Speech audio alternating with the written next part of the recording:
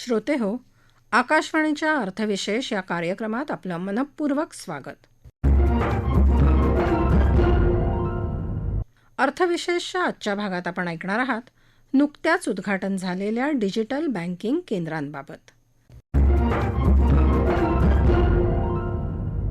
नुकतेच पंतप्रधान नरेंद्र मोदी यांनी देशातल्या 75 जिल्ह्यांमध्ये 75 डिजिटल बँकिंग युनिट्सचे उद्घाटन केले. त्यामुळे आता बँक आणि ग्राहकांमधील अंतर आणखी कमी झाले आहे. या सेवेद्वारे बँकेत खाते उघडण्यासाठी किंवा कर्ज अर्जापासून ते बचत योजनांमध्ये गुंतवणूक करण्यासाठी बँकेत जाण्याची गरज नाही, कारण या सर्व सुविधा डिजिटल बँकिंग युनिटवर उपलब्ध असतील. डिजिटल बँकिंग युनिटच्या शुभारंभप्रसंगी पंतप्रधान मोदी म्हणाले की ही सेवा आधुनिक भारताच्या दिशेने आणखी एक पाऊल आहे. या डिजिटल बँकिंग सेवा पूर्वीपेक्षा अधिक सोप्या होणार आहेत. यामुळे खेड्यापाड्यात आणि लहान शहरांमध्ये पैसे पाठवण्यापासून कर्ज घेण्यापर्यंत सर्व काही सोपे होईल. जनधन योजना, आधार आणि मोबाईल या त्रिसूत्रीमुळे डिजिटल अर्थव्यवस्थेला गती प्राप्त होत आहे. सरकारच्या या उपक्रमात देशातल्या 11 सार्वजनिक क्षेत्रातल्या बँका, 12 खाजगी क्षेत्रातल्या बँका आणि 1 लघु वित्त बँक सामील होत आहेत. डिजिटल बँकिंग युनिट्स 2 प्रकारे कार्य करतील. एक सेल्फ सर्व्हिस आणि दुसरं डिजिटल असिस्टन्स मोडमध्ये. स्वयंसेवा पद्धतीत तुम्हाला स्वतःला बँकिंग संदर्भातील कामे करावी लागतील, तर डिजिटल सहकार्य पद्धतीमध्ये बँकेचे कर्मचारी तुम्हाला मदत करतील. ज्या लोकांकडे स्वतःचा संगणक, लॅपटॉप किंवा स्मार्टफोन नाही, त्यांच्यासाठी हे डिजिटल बँकिंग युनिट खूप उपयुक्त ठरेल. अशा लोकांना बँकेत कोणत्याही कामासाठी रांगेत उभं राहण्याची किंवा तासनतास थांबण्याची गरज राहणार नाही. बँकिंग युनिटमध्ये जाऊन ते डिजिटल माध्यमातून स्वतःची कामे करू शकतील. इंटरनेटसह इतर सुविधा इथे उपलब्ध असतील. यावर अधिक माहिती देताना अर्थ अभ्यासक शशांक लखोटे म्हणाले, दिनांक 16 ऑक्टोबर रोजी पंतप्रधान नरेंद्र मोदी यांनी देशातील 75 जिल्ह्यांमध्ये 75 डिजिटल बँकिंग केंद्र किंवा डिजिटल बँकिंग युनिट सुरू केले. या डिजिटल बँकिंग केंद्रांचा उल्लेख अर्थसंकल्पीय भाषणात अर्थमंत्री निर्मला सीतारामन यांनी केला होता.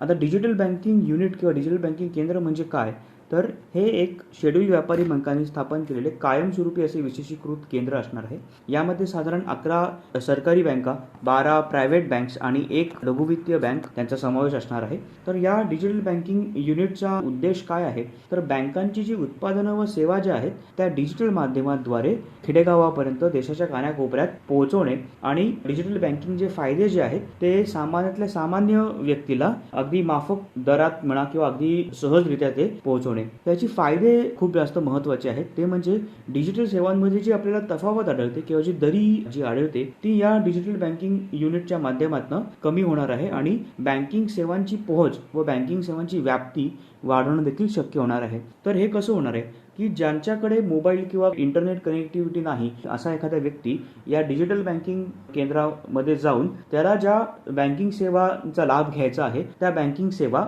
जसे की पासबुक प्रिंट करणे, कॅश काढणे किंवा पैसे ट्रान्सफर करणे किंवा इन्शुरन्स जो असेल तो भरणे इत्यादी ज्या सेवा आहेत त्या त्याला डिजिटली करता येणार आहे. त्याच्यामुळे असं म्हणायला हरकत नाही की जी बँक आहे ज्या त्या व्यक्तीला, सामान्यातल्या सामान्य व्यक्तीला बँकेपर्यंत न जाता बँकच त्याच्या आता दारापर्यंत, बँक त्याच्या घरापर्यंत आलेली आहे. आणि याच्यामुळे जे आर्थिक साक्षरता आहे किंवा डिजिटल आर्थिक साक्षरता आहे ती देखील वाढण्यास मदत होणार आहे. आणि याचा सर्वात महत्त्वाचा, या सर्व गोष्टीचा किंवा या उपक्रमाचा सर्वात महत्त्वाचा परिणाम म्हणजे भारतातली जी आर्थिक साक्षरता, त्याचबरोबरीने भारतातलं जे आर्थिक समावेशन आहे किंवा फायनान्शियल इन्क्लुजन आहे ते वाढण्यास देखील फार मोठी मदत होणार आहे. जनधन योजनेच्या माध्यमातून आपण जे फायनान्शियल इन्क्लुजन किंवा आर्थिक समावेशन साध्य केलेलं आहे त्याच्याहून जास्त, त्याच्याहून अधिक व्यापकरित्या आर्थिक समावेशन आपल्याला या डिजिटल बँकिंग केंद्राच्या द्वारे करता येणार आहे. आणि फायनान्शियल इन्क्लुजन किंवा आर्थिक समावेशनाच्या द्वारे आर्थिक वृद्धी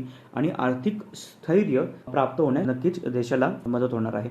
याद्वारे जो सामान्यातला सामान्य व्यक्ती आहे किंवा ज्याला आपण म्हणतो की लास्ट मॅन स्टँडिंग आहे त्याच्यापर्यंत बँकिंग सेवा या सहजरित्या पोहोचवल्या जाणार आहेत आणि त्याच्यामुळे त्या व्यक्तीचं जे आर्थिक घडी आहे त्याच्यामध्ये समावेशीकरण त्या व्यक्तीचं सहजरित्या केलं जाणार आहे.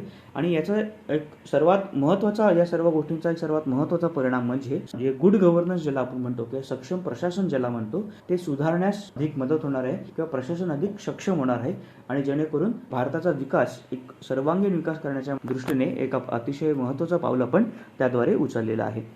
जगात डिजिटल बँकिंग सेवेचा सर्वात जास्त वापर ब्राझीलमध्ये केला जातो. ब्राझीलमधील 43% अधिक लोक डिजिटल बँकिंगचा वापर करतात. ब्राझीलनंतर डिजिटल बँकिंगमध्ये भारत देश आघाडीवर आहे. भारतातील 26% लोक डिजिटल बँकिंगचा वापर करतात. या केंद्रांच्या माध्यमातून डिजिटल सेवा अधिक जनतेपर्यंत पोहोचवता येईल. डिजिटल बँकिंग सेवांचे भारतातल्या वित्तीय समावेशनात महत्त्वाचे योगदान आहे. अशा बँकिंग सेटअप्सच्या माध्यमातून सामान्य लोकांना किमान पायाभूत सुविधांमध्ये जास्तीत जास्त सेवा देणे आता शक्य होईल. याविषयी अधिक बोलताना अर्थविश्लेषक आनंद कुलकर्णी म्हणाले, आज आपण डिजिटल बँकिंग, अर्थव्यवस्था आणि वित्तीय समावेशन या संदर्भात थोडं जाणून घ्यायचा प्रयत्न करू. नुकतंच आपण पाहिलं की प्रधानमंत्रींनी 75 डिजिटल बँकिंग युनिट्स 75 डिस्ट्रिक्ट्स मध्ये नुकतंच ओपन केलं. आता ही संकल्पना का आणि कशासाठी झाली याचं जर आपण डिटेलमध्ये अनालिसिस करायचा प्रयत्न केला तर आपल्याला जाणवेल की डिजिटल बँकिंग ही एक काळाची गरज आहे आणि 75 वेगवेगळ्या छोट्या छोट्या डिस्ट्रिक्ट्स मध्ये हे ओपन करणं म्हणजे भारताला काश्मीर पासून कन्याकुमारी पर्यंत जोडणं हे निश्चित. पूर्वी आपल्याला बँकेत जाऊन मोठमोठ्या रांगांमध्ये उभं राहून पैसे काढणे किंवा भरणे किंवा नॉमिनेशन चेंज करणे किंवा इतर सर्व्हिसेस करण्यासाठी आपल्याला जावं लागत असे. पण आता आपण पाहिलेलं आहे की बऱ्याच गोष्टी आपल्या हाताच्या बोटांवरून म्हणजे मोबाईलच्या फॅसिलिटीनी किंवा इंटरनेटच्या फॅसिलिटीद्वारे आपल्याला ते सहज शक्य आहे.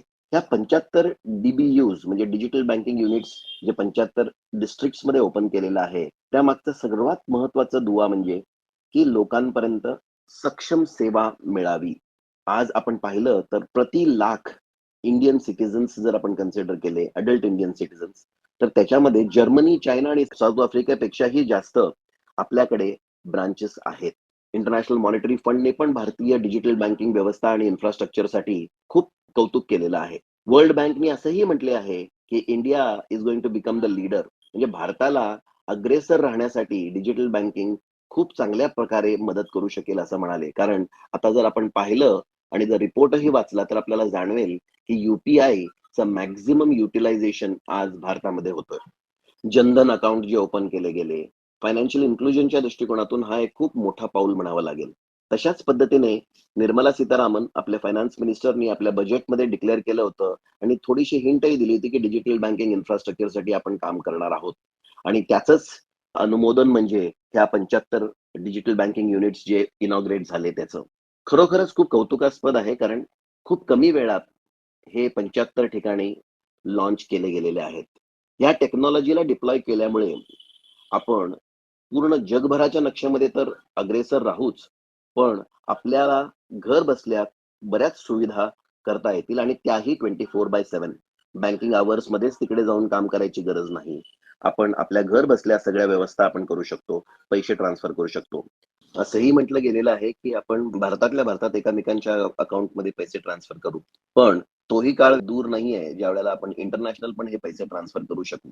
फायनान्शियल इन्क्लुजन केल्याने भारतीय सक्षमता आणि गरीबातल्या गरीब व्यक्तीपर्यंत, मिडल क्लास व्यक्तीपर्यंत ही सेवा पोहोचण्याची शक्यता नाकारता येत नाही. UPI मुळे बऱ्याच नव्या पॉसिबिलिटीज भारतासाठी ओपन झालेल्या आहेत. फायनान्शियल पार्टनरशिप्स, डिजिटल पार्टनरशिप्स हे वर्ल्ड वाईड ओपन झालेलं आहे. एक प्रचंड त्याचं महत्वाचं उदाहरण म्हणजे UPI आपल्या समोर आहे. जवळजवळ 70 करोड रुपे कार्ड्स ऑपरेशन मध्ये आहेत सध्या आणि एवढ्या मोठ्या देशांमध्ये 140 बिलियन पॉप्युलेशनच्या देशामध्ये जर आपण पाहिलं तर बरेच फॉरेन प्लेयर्स पण आपल्याकडे आहेत.